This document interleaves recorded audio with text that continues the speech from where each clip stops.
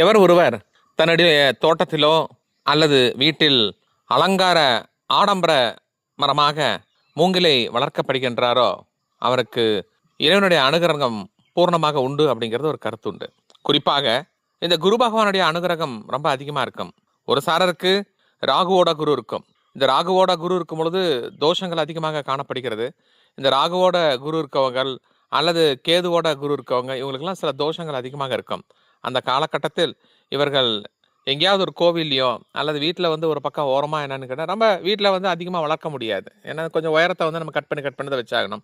So அது வளர்க்கப்பட்டு வாரத்தில் ஒரு நாளைக்கு என்னன்னு கேட்டால் வியாழக்கிழமை அன்னைக்கு அதுக்கு ஒரு சின்ன ஒரு கற்பூரத்தை மட்டும் நம்ம பற்ற வச்சு, ஆனால் கீழே விழுந்துடக்கூடாது. அந்த இலையெல்லாம் விழுந்துச்சுன்னா ஃபயர் ஆயிரும்.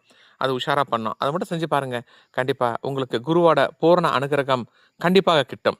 நம்பிக்கையோட செய்வோம், வெற்றியை எதிர்பார்ப்போம். அன்புடன் டாக்டர் மகாஸ்ரீராஜன், மாவ சிவ. வாஸ்து முறைப்படி சின்ன சின்ன மாற்றம் பெரிய வளர்ச்சி.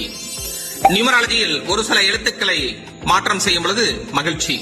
36 வருட அனுபவம் வாய்ந்த டாக்டர் AS மகாஸ்ரீராஜன் அவர்களை ஆலோசனைக்கு அணுக வேண்டிய செல் நம்பர் 9842710027.